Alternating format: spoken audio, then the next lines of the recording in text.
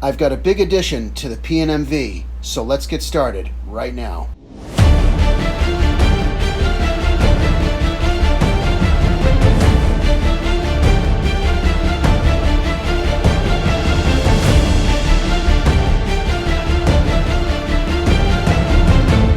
I'm real excited to show you guys this new locomotive set I just got from Lionel.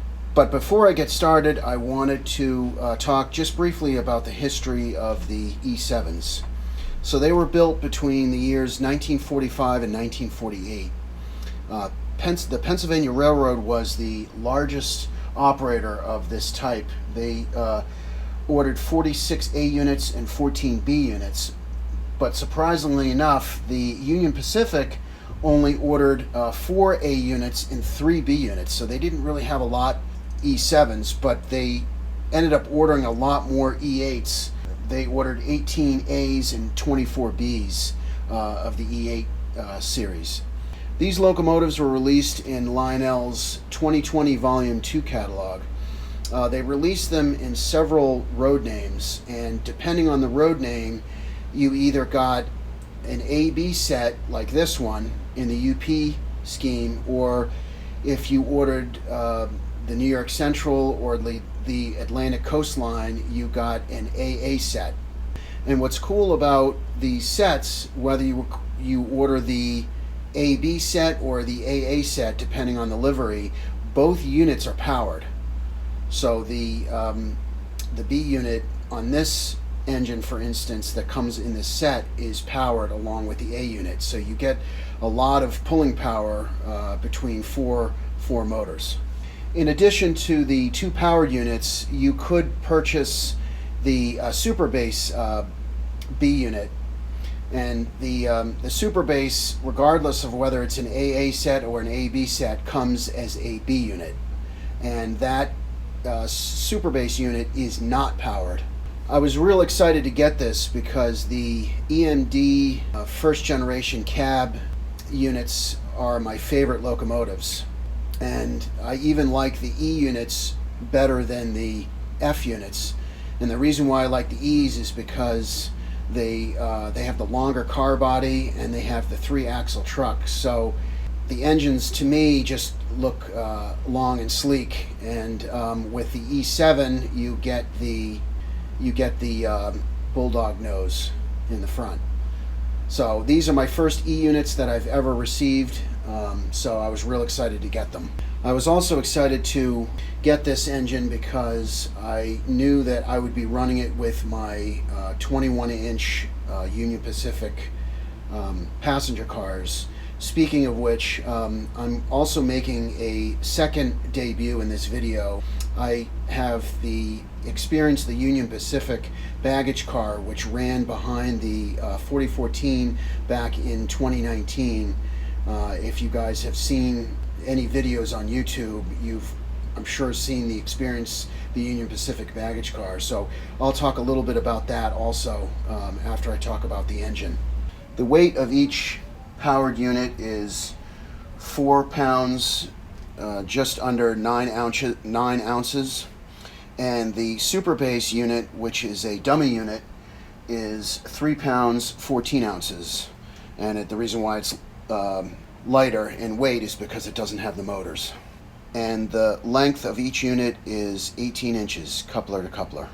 So the minimum curve on this locomotive, surprisingly enough, is 0.36 for such a long locomotive. I thought that was interesting. I know a lot of the SD70s have an 0.54 minimum curve, but this one says 0.36, and also all 3 axles, all 3 wheels on each truck, sets of wheels, have flanges on them. A lot of times what they'll do to enable these engines to run around tighter curves is to make one of the sets of wheels flangeless so that they can hang off of the rail when it's going around a tighter curve. But this locomotive actually has flanges on all the wheels.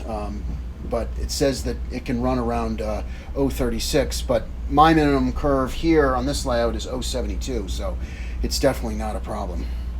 One of the distinct features of this locomotive is that it has the square windows on the side as opposed to the porthole, the round porthole windows on the E8s. And that's what makes it really stand out from the E8 locomotives. I wanted to point out some unique things about the front of this locomotive. So with the front in particular, it's interesting, the number boards on the front are pretty large, the numbers themselves, and makes it easy to read, the 927. And then also the Mars light up top, what Lionel did was they grayed out most of the lens, and then they left two openings to let the light protrude through, and the light flashes intermittently to simulate the Mars light flashing. So I think that's a unique feature. Plus, it's got the Union Pacific symbol on the front on one side and the Northwestern symbol on the other side. Another cool feature about this engine is that every single door on the locomotive opens, even the doors on the side, in the middle of the locomotive, and even the doors on each of the vestibules open, and they're spring-loaded. One of the unique graphics that Lionel did on this engine was they printed the city of Los Angeles along each unit, which really gives you some good color with big white bold lettering. That's a nice graphic feature. Each locomotive gets its own number. The A unit, for instance, is numbered 927A. The B unit that goes with it is numbered 928B, and the super base B unit is numbered 929B. And it's good that Lionel did this so that you could assign each locomotive its own engine ID when you add it into the legacy system. The way that I typically add locomotives into my legacy system is I use the first two numbers, but in this case you can't do that because all three numbers start with 92. So what I did was I numbered the A unit as engine ID 27. The B unit right behind it is numbered 28, and the super base B unit is numbered 29 in my legacy system.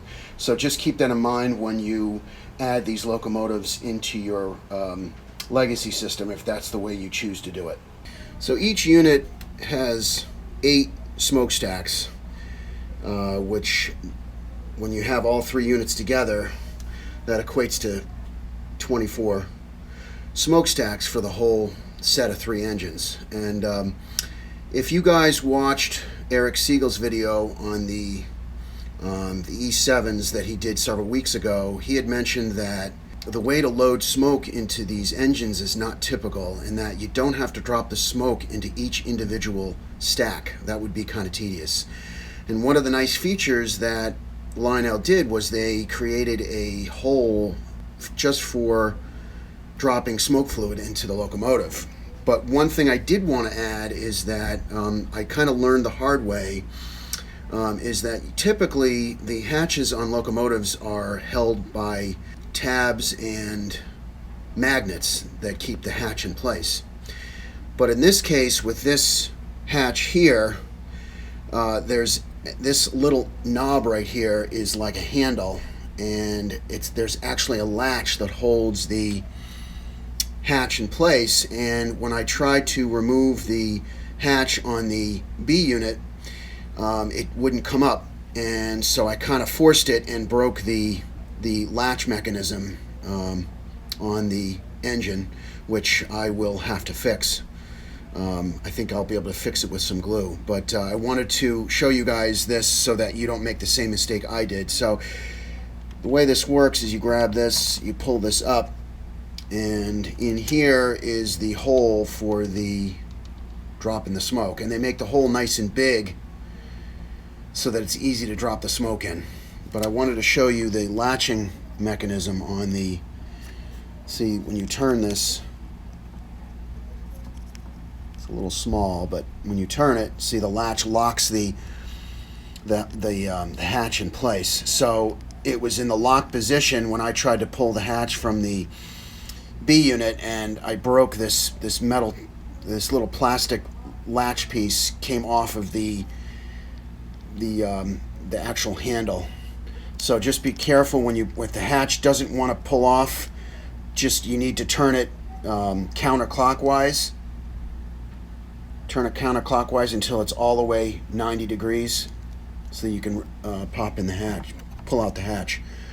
And then there's a little tab here that you put in the hole, and you just drop it back in place. And then you can latch it, but I don't. I just leave it unlatched because the hatch doesn't go anywhere. So here's my Union Pacific Promontory baggage car, and of course it's got the Experience the Union Pacific lettering, which is bright and bold, and it really stands out on the car.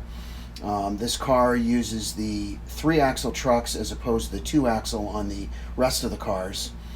And the doors on the sides do not open, but the vestibule doors do open.